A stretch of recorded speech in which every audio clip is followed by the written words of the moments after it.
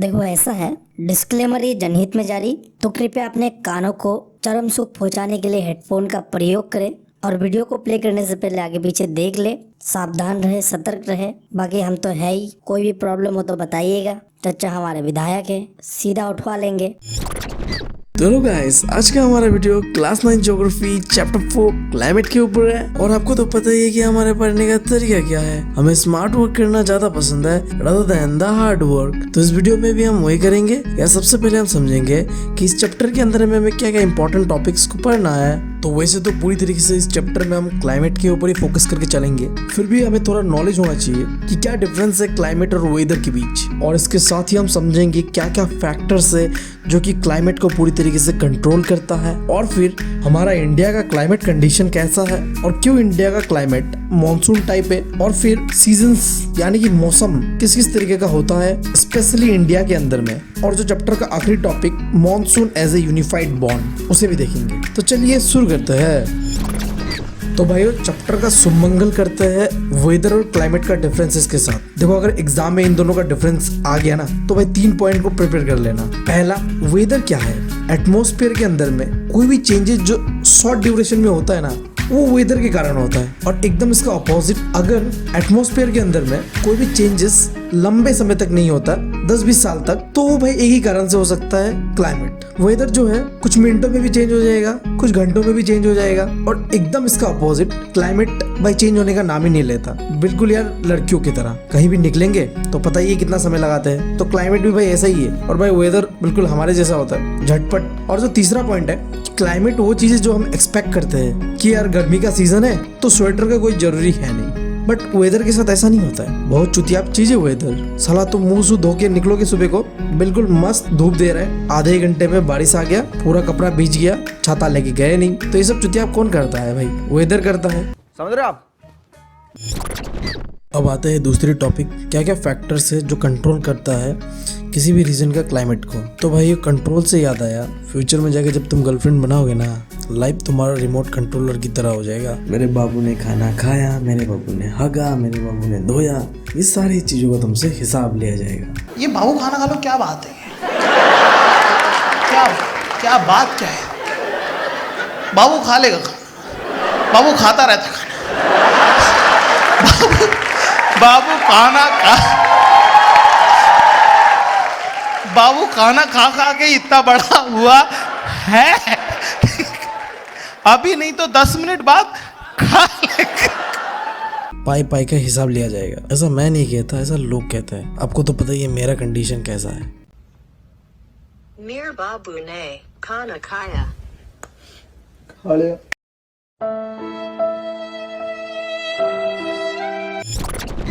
खैर छोड़िए, टॉपिक पे आते हैं। तो किसी भी रीजन का क्लाइमेट को कंट्रोल किया जाता है उसके लैटिट्यूड से, उसके एल्टीट्यूड से, प्रेशर और विंड सिस्टम से, और देखते हैं डिस्टेंस फ्रॉम द सी कितना है। और फिफ्थ, रिलीफ फीचर्स। तो डिटेल में देखते हैं इन्हें। अब देख भाई, अर्थ हमारा मेरी बगल वाली चाची की तरह बैंड है। अब इसकी वजह से होता क्या है, सन से जो सोलर एनर्जी अर्थ की तरफ आता है ना, वो इक्वेटर पे आता है ज्यादातर, जिसके वजह से ठंडी होता है नॉर्थ पोल पे और साउथ पोल पे, और इक्वेटर पे भाई समझ रहे आप। अब उसके बाद आता है एल्टीट्यूड। अब एल्टीट्यूड माने हाइट। तो इसमें बस तुम इतना बात याद रखना कि जैसे जैसे हाइट बढ़ता है टेम्परेचर वैसे वैसे घटता है। और इसीलिए जो माउंटेनियस एरिया होता है वहाँ का टेम्परेचर कम होता है अगर उसे हम कंपेयर करें प्लेन एरियाज से। फिर जो तीसरा रीजन है, प्रेशर एंड विंड सिस्टम। अब इसके ऊपर ध्यान देना क्योंकि ये काफी इंपॉर्टेंट टॉपिक है। इस चैप्टर में अगर तुम प्रेशर और विंड सिस्टम को समझ गए ना, पूरा चैप्टर पानी पानी लगेगा। और अगर इसे नहीं समझे तो बेटा तुम्हारे लग गए। दुनिया का झोल समझते लौड़े लग गए। तो तुम लोग को पता है हमारा जो फिजिकल एनवायरनमेंट है, यहाँ में टेम्परेचर हर जगह का डिफरेंट होता है। कहीं का टेम्परेचर काफी हाई होता है, कहीं में काफी लो होता है। तो जनरली जो हाई टेम्परेचर एरिया होता है वहाँ का जो एयर है वो हॉट होता है, और जो लो टेम्परेचर वाला एरिया होता है वहाँ का एयर कोल्ड होता है, माने ठंडा होता है। तो हॉट एयर और कोल्ड एयर के इंटरेक्शन से क्रिएट होता है प्रेशर, और प्रेशर जनरली हाई या लो होता है। अब देखो, ये एक फैक्ट है, एयर का जो मूवमेंट होता है वो कैसा होता है, हाई प्रेशर से लो प्रेशर की ओर बहते रहता है वो। और जब ये हाई प्रेशर से लो प्रेशर पे जाता है ना, विंड बनाता है। तुम लोगों को थोड़ा सा कंफ्यूजन इसमें हो रहा होगा कि भाई एयर कैसे विंड बन जाता है। तो इसके लिए इस एग्जाम्पल को देखो। तो यहाँ क्या हुआ, एयर तो हर जगह में है, बट जो एक हवा का झोंका आता है जो तुम्हारे दिल को सुकून पहुंचा के चला जाता है, दैट इज कॉल्ड विंड। ठीक है, जो कि हमेशा नहीं बहते रहता है। जब हाई प्रेशर और लो प्रेशर क्रिएट होता है उस समय ही विंड क्रिएट होता है, समझ गए, वरना हवा तो हर जगह में है। अब उसके बाद आता है डिस्टेंस फ्रॉम द सी। अब डिस्टेंस से याद आया, अगर कोई फोन मांग ले मेरा कुछ समय के लिए तो यार दिल में बेचैनी सी होने लगता है जब तक हाथ में फोन नहीं आता, और जैसे हाथ में फोन आता है एक सुकून का एहसास होता है। तो भाई बिल्कुल इसी तरीके से concept of distance from the sea काम करता है, यानी कि अगर तुम सी के आसपास हो तो तुम्हें सुकून का एहसास होगा, माने तुम्हारा क्लाइमेट मॉडरेट रहेगा, और जैसे ही तुम्हारा डिस्टेंस सी से बढ़ते जाएगा क्लाइमेट कंडीशन एक्सट्रीम हो जाएगा। अब देखो इसका एक साइंटिफिक रीजन है, लैंड जो है जल्दी हीट होता है और जल्दी कोल्ड होता है, माने हमारी मम्मी जैसा, फटक से गुस्सा आया फटक से फिर प्यार दुलार कर दिया। बट सी के साथ ऐसा नहीं होता है, सी ना जल्दी हॉट होता है ना जल्दी कोल्ड होता है, मेरे पापा जैसा। तो बस यही था डिस्टेंस फ्रॉम द सी का कॉन्सेप्ट। जैसे ही तुम सी से अपना डिस्टेंस बढ़ाने लगोगे क्लाइमेटिक कंडीशन एक्सट्रीम होगा, और अगर तुम सी के पास वाले रीजन पे रहते हो तो तुम्हारा क्लाइमेटिक कंडीशन मॉडरेट रहेगा, ना ठंडा ज़्यादा रहेगा ना गर्म ज़्यादा रहेगा। समझ में आया? अब आखिरी आता है रिलीफ। ये भी एक इम्पॉर्टेंट रोल प्ले करता है कि क्लाइमेट किसी रीजन का कैसा होगा। अब एग्जाम्पल के लिए हिमालयन माउंटेन्स को ले लो। विंटर्स के समय पे जो कोल्ड एयर है वो तिब्बतन प्लेटू से इंडिया की तरफ आ रहा होता है, बट हिमालयन माउंटेन्स की वजह से वो जो कोल्ड एयर है वो इंडिया तक प्रॉपरली नहीं पहुंच पाता है, जिसके वजह से इंडिया का जो विंटर है वो उतना एक्सट्रीम नहीं होता जितना आप तिब्बत को ले लीजिए, चाइना को ले लीजिए, और जो आगे के कंट्रीज है वहाँ पाया जाता है। समझ में आ रहा है? अब आ जाते हैं हम तीसरे टॉपिक इस चैप्टर का, factor affecting climate of India. अब इसमें हमें समझना है ऐसा कौन कौन सा फैक्टर है जिससे इंडिया का क्लाइमेट अफेक्ट होता है। तो पहला है लैटिट्यूड, और दूसरा है एल्टीट्यूड, और थर्ड है प्रेशर एंड विंड सिस्टम। तो लैटिट्यूड और एल्टीट्यूड को मैं पहले ही पूरा डिटेल में बता चुका हूँ, तो मैं यहाँ नहीं बताऊंगा, पॉइंट्स दिया हुआ है देख लेना। प्रेशर एंड विंड सिस्टम क्योंकि ज़्यादा इंपॉर्टेंट है तो उसे मैं थोड़ा थोड़ा बता दे रहा हूँ, बट इंपॉर्टेंट इसका मतलब ये नहीं है कि मैं जितना बताऊँ पूरा छप के आ जाऊँ एग्जाम में। ठीक है, अब मैं तुम्हें प्रेशर और विंड सिस्टम से लड़ने के लिए एक ब्रह्मास्त्र दूंगा। इसका इस्तेमाल तभी करना अगर क्वेश्चन 5 मार्क्स या उससे ऊपर हो और वो सिर्फ प्रेशर और विंड सिस्टम के बारे में ही पूछा जाए, वरना सिंपली प्रेशर और विंड सिस्टम के बारे में इतना लिख के आना कि इंडिया का जो क्लाइमेट है उसके अंदर में प्रेशर और विंड सिस्टम गवर्न किया जाता है, मतलब कंट्रोल किया जाता है प्रेशर एंड सरफेस विंड के द्वारा, अपर एयर सर्कुलेशन के द्वारा, और western cyclone disturbances and tropical cyclone. बस इतना लिख के आ जाना बहुत है। ठीक है, और अगर ऐसा नहीं करके इंडिविजुअली प्रेशर और विंड सिस्टम के बारे में ही पूछ दे 5 मार्क का, तो मैंने यहाँ डिटेल एनालिसिस करके एक नोट प्रिपेयर किया है, उसे देख लेना, और कोई भी डाउट हो तो कमेंट्स में बताना, मैं बता दूंगा। अब इस चैप्टर का 4th topic, why India has a monsoon type of climate, काफी इंपॉर्टेंट है, और ये आने का चांसेस ऐसा है कि आएगा तो 5 मार्क का आएगा, नहीं तो आएगा ही नहीं। ठीक है, तो इससे थोड़ा इन डेप्थली पढ़ना। पहला इंट्रोडक्शन, जो इंडिया का क्लाइमेट है वो टोटली इन्फ्लुएंस है मॉनसून विंड से, और इसीलिए इंडिया का जो क्लाइमेट है वो मॉनसून टाइप ऑफ क्लाइमेट है। अब तुम लोगों के दिमाग में ये सवाल उठ रहा हो कि भाई मॉनसून क्या है, ये कौन से बला का नाम है? तो मॉनसून कुछ नहीं है, एक तरह का स्पेशल विंड है जिसके कारण इंडिया के अंदर में बारिश काफ़ी बढ़िया होता है। और कंफ्यूज में तो ना, यहाँ मैंने प्रेसिपिटेशन लिखा है, जो प्रेसिपिटेशन का मतलब बारिश ही होता है। ठीक है, रेनफॉल। और ये मॉनसून जो वर्ड है ये अरबिक ट्रेडर्स ने दिया था, जिसका पहले नाम था मौसम, ठीक है, जिसका मतलब है सीजन। ठीक है, अब सवाल उठता है कि इंडिया का क्लाइमेट मॉनसून ही क्यों है, अलग क्यों नहीं है? या फिर क्वेश्चन ऐसे भी पूछ देगा सीबीएसई तुमसे कि मॉनसून का कैरेक्टरिस्टिक्स बताओ या मैकेनिज्म कैसा है मॉनसून। तो एक ही चीज़ है दोनों, तो इसके लिए कुछ नहीं करना, बस 5 पॉइंट दे रहा हूँ, एकदम रट लेना। ठीक है, यहाँ में भाई कुछ समझने सा है नहीं, क्योंकि ये जो पॉइंट्स है वो एकदम हायर एजुकेशन पे काम आएगा तुम लोग का। ठीक है, जैसे कि जब तुम ज्योग्राफी पे MA BA करोगे तुम्हें काम आएगा वो। तुमको यूट्यूब में काफ़ी सारे ऐसे टीचर्स मिलेंगे जो तुम्हें इसके ऊपर 1-1 घंटा का लेक्चर दे देगा, और समझोगे भी नहीं कुछ, दिमाग में कन्फ्यूजन, एग्जाम पे भी जाके कन्फ्यूजन रहोगे। तो भाई समझना नहीं है यहाँ पे। ठीक है, तुम अगर NCERT पे भी देखो तो यही 5 पॉइंट दिया है, मैंने वही से उठा के यहाँ पे डाला हुआ है। ठीक है, कुछ मैंने एडिशनल नहीं किया, क्योंकि तुम लोगों को बस एक बेसिक नॉलेज होना चाहिए कि क्यों इंडिया का क्लाइमेट मॉनसून टाइप है।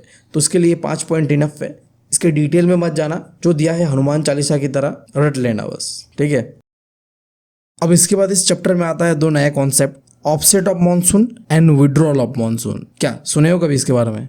अबे यार ये चैप्टर है ना समोसे पे आलू, एक के बाद एक पॉइंट आ ही जा रहा है, बच्चे की जान लोगे क्या? अब देखो इसमें मेरा कोई फॉल्ट नहीं है, मैंने तो ये बुक लिखा नहीं है, ठीक है। तो अगर तुम लोगों को प्रोटेस्ट करना है तो करो सीबीएसई के खिलाफ, धरने में बैठ जाओ गांधी जी जैसा, ठीक है। दिल्ली पे चले जाओ सीधा लाल चौक पे बैठ के, भाई नया किताब लिखो, ये पसंद नहीं है हमें, ठीक है। जहाँ एकदम सिंपल कॉन्सेप्ट हो, कितना मजा आएगा ना। चलो यार ख्याली पुलाव बनाना बंद करते हैं और जो है फैक्ट उसके ऊपर ध्यान देते हुए दोनों पॉइंट को देखते हैं क्या, ठीक है। अब देखो मॉनसून है एक तरह का विंड है, आता है इंडिया में, कुछ समय तक रहता है 2 से 3 महीना ऑलमोस्ट, और उसके बाद चला जाता है। तो जैसे ही मॉनसून आता है उस समय को कहा जाता है ऑफसेट ऑफ मॉनसून, और जब मॉनसून चला जाता है उस समय को कहा जाता है विड्रॉल ऑफ मॉनसून। अब इसके बारे में मोस्टली एग्जाम में डिफरेंस ही पूछ देता है कि बताओ क्या डिफरेंस है withdrawal and offset of monsoon के बीच। तो पहले शुरू करते हैं ऑफसेट ऑफ मॉनसून से।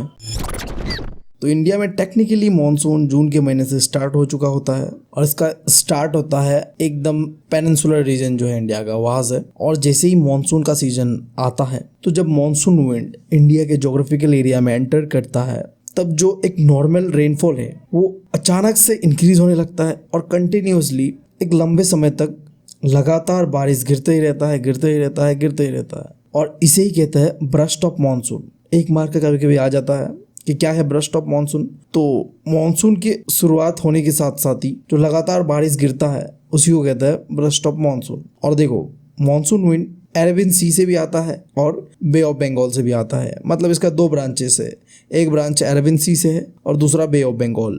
और दोनों ही मॉनसून विंड जाके मिलते हैं इंडिया के बीचों बीच गंगा प्लेन के आसपास, ठीक है। और उसके बाद विड्रॉल ऑफ मॉनसून का बात कर लेते हैं। तो मॉनसून कब चला जाता है? तो जो शुरुआती सितंबर का महीना है वो लगभग डेडलाइन होता है कि अब मॉनसून खत्म होने वाला है लगभग, और पूरा मिड अक्टूबर आते आते मॉनसून पेनिनसुलर रीजन से कंप्लीटली चला जाता है, और दिसंबर आते आते मॉनसून कंप्लीटली इंडिया से चला जाता है, और इसी को कहते हैं हम विड्रॉल ऑफ मॉनसून। समझ में आ रहा है? और उसके बाद जो 6th पॉइंट है इस चैप्टर का, ठीक है, मॉनसून क्यों होता है इंडिया में वो समझ गए। मॉनसून का 2 टाइप होता है, ऑफसेट एंड विड्रॉल मॉनसून, वो समझ गए। तो भाई अब सीजन के बारे में समझना है, ठीक है। तो जनरली इंडिया में 4 तरह का सीजन होता है। पहला है विंटर सीजन, दूसरा है समर सीजन, और तीसरा है एडवांसिंग ऑफ मॉनसून, और 4th है रिट्रीटिंग ऑफ मॉनसून। तो विंटर और समर के बारे में तो आपको पता ही होगा, क्लास 6-7 से आई थिंक आप लोग पढ़ते आ रहे हो सब, तो उसके डिटेल में मैं नहीं जाऊंगा, ठीक है। हल्का सा नोट दे रहा हूँ, देख लेना। तो एडवांसिंग ऑफ मॉनसून मतलब क्या है? वही मैंने पहले जो बताया, ऑफसेट ऑफ मॉनसून वही है। मतलब एडवांस मतलब जो मॉनसून का जो शुरुआती स्टेज होता है उसी को कहते हैं एडवांसिंग ऑफ मॉनसून। और रिट्रीटिंग ऑफ मॉनसून का मतलब जैसे जैसे मॉनसून खत्म होने लगता है उस पीरियड को कहा जाता है रिट्रीटिंग ऑफ मॉनसून। तो मोटा मोटा ये डिफरेंस था, फिर भी पॉइंट वाइज देखते हैं। एडवांसिंग ऑफ मॉनसून के अंदर में याद रखना, एडवांसिंग ऑफ मॉनसून को कहा जाता है रेनी सीजन, और ये जो है जून से लेकर सितंबर का बीच का जो पीरियड होता है उसी को कहते हैं हम एडवांसिंग ऑफ मॉनसून, जहाँ बारिश जो है बहुत ज़्यादा होता है, ठीक है। इसीलिए हम इसे रेनी सीजन भी कहते हैं, ऑब्वियस बात है। और रिट्रीटिंग ऑफ मॉनसून को कहा जाता है ट्रांजिशन सीजन। अब इसे ट्रांजिशन इसलिए कहा जाता है कि ये एक साइक्लिक पीरियड होता है, मतलब अब ये रिट्रीटिंग ऑफ मॉनसून के बाद फिर आएगा समर, फिर आएगा विंटर, फिर आएगा एडवांसिंग ऑफ मॉनसून, और फिर ये खत्म होते होते ट्रांजिशन पीरियड आ जाएगा, और फिर ऐसे ही मतलब एक साइकिल की तरह ये घूमते रहता है। तो इसीलिए इसे कहा जाता है ट्रांजिशन सीजन, ठीक है। ये जनरली अक्टूबर से जो नवंबर तक का महीना है उसी के बीच पाया जाता है, लगभग 1 महीना का ही टाइम पीरियड होता है। अब इन चारों ही सीजन्स को समझने के लिए हम कैलेंडर का इस्तेमाल करेंगे। तो नर्सरी के जी में भाई जनवरी फरवरी तो पढ़े हो गए, और सब बातें सब पढ़ते हैं, बट यार मैं कभी कभी स्पेलिंग भूल जाता हूँ, बी ऑनेस्ट, ठीक है यार, हो जाता है मुझसे, क्या करूँ यार। तो खैर ये सब तो होते रहता है। तो विंटर सीजन जो है वो नवंबर से लेके जनवरी तक का पीरियड होता है, और फिर मार्च से लेके मई तक समर होता है, और फिर जून से लेके सितंबर तक एडवांसिंग ऑफ मॉनसून होता है, और अक्टूबर से लेके नवंबर का जो 1 महीना होता है वो होता है रिट्रीटिंग ऑफ मॉनसून। तो ये काफ़ी सिंपली मैंने तुमको समझाया है कि किस तरीके से सीजन्स को हमने डिवाइड कर रखा है। तो अब इस चैप्टर का आखिरी topic, monsoon as a unified bond. अब देखो इंडिया एक काफ़ी डाइवर्स कंट्री है, यहाँ हमारा food habit, language, custom, tradition, religion, festival, in fact climate तक सारी चीजें डिफरेंट है एक दूसरे से। फिर भी मॉनसून हम सबको यूनाइट कर देता है। वो कैसे देखते हैं? तो जो इंडिया का लैंडस्केप है, जितना भी एनिमल है, प्लांट्स है, वो सारी चीजें डिपेंड करता है मॉनसून के ऊपर कि मॉनसून अच्छा से हो और बारिश आए और सब कुछ सही हो जाए। क्योंकि पता ही है इंडिया भी इक्वेटर के आसपास ही आता है, तो गर्मी भी होता है इधर, तो जरूरत है हमें बारिश का। और वो कहाँ से मिलता है? हमें मॉनसून से मिलता है। फिर इंडिया आपको पता है एक एग्रीकल्चरल कंट्री है, तो हमारा जो एंटायर एग्रीकल्चरल कैलेंडर है वो पूरी तरीके से डिपेंड होता है मॉनसून के ऊपर कि अब मॉनसून आने वाला है तो हमें अब इस तरीके का क्रॉप उगाना है जहाँ पानी ज़्यादा लगे, और जब मॉनसून चला जाता है तो हमें इस तरीके का एग्रीकल्चर करना है जहाँ पानी का यूज़ कम हो। क्योंकि पता है आपको इंडिया इस समय भी टेक्नोलॉजिकली उतना डेवलप है नहीं, तो वाटर सप्लाई के लिए पूरी तरीके से डिपेंड है रेनफॉल के ऊपर, और रेनफॉल का एक इंपॉर्टेंट सोर्स है मॉनसून। ठीक है, इनफैक्ट जो हमारा फेस्टिवल्स भी है वो भी रिवॉल्व करते रहता है मॉनसून के आसपास। काफ़ी सारे फेस्टिवल इनफैक्ट हमारे नॉर्थ ईस्ट में भी होता है जब मॉनसून आता है। ठीक है, स्पेशली एग्रीकल्चरल सेक्टर वाला गॉडेस मानते हैं हम। ठीक है, मुझे इतना डिटेल में पता नहीं है बट होता है। ठीक है, और यही सारे रीजंस के कारण जो पूरा कंट्री है हमारा वो इस इंतज़ार में रहता है कि कब मॉनसून आए, और आए तो ढेर सारा पानी लेके आए हमारे रिवर्स के लिए, हमारे पॉन्ड्स के लिए, और जिससे कि हम जो हमारा वाटर का नीड है उसे फुलफिल कर पाए। और यही चीज़ हमें यूनाइट करता है। ठीक है, तो भाई ये पढ़ाई वाला चीज़ नहीं है। ठीक है, ये दिल में उतार लेना बात। यूनिटी है हमारे अंदर, इतना डाइवर्सिटी है, देख रहे हो, फिर भी हम यूनाइट है। हम लड़ते हैं, हम झगड़ते हैं, बट एक दूसरे के साथ। कोई अगर दूसरा हमारे बारे में कुछ कह दे तो भाई उसकी खैर नहीं।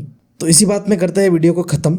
अब अगर तुम्हें वीडियो पसंद आई तो लाइक मारो, एम करते हैं 4 मिलियन लाइक्स के लिए। कर दो यार, तुम्हारे पैसे थोड़ी ना कट रहे, कर दो। अब अगर तुम लोग नए हो तो सब्सक्राइब करो, वो जो लाल वाला बटन है उसके साथ सूर्य नमस्कार करो या फिर अनुलोम विलोम, मुझे नहीं पता, बस क्लिक हो जाना चाहिए। अब मैं भी जा रहा हूं, मुझे बच्चों को गाली सिखानी है। बाय। बीत रही जवानी अब भी आस करता हूँ, फट चुकी है कांड अब उदास मरता हूँ। सोचता हूँ कि मैं भी तो इंसान जैसा हूँ, एक दिन मैं भी जी लूंगा, आस करता हूँ।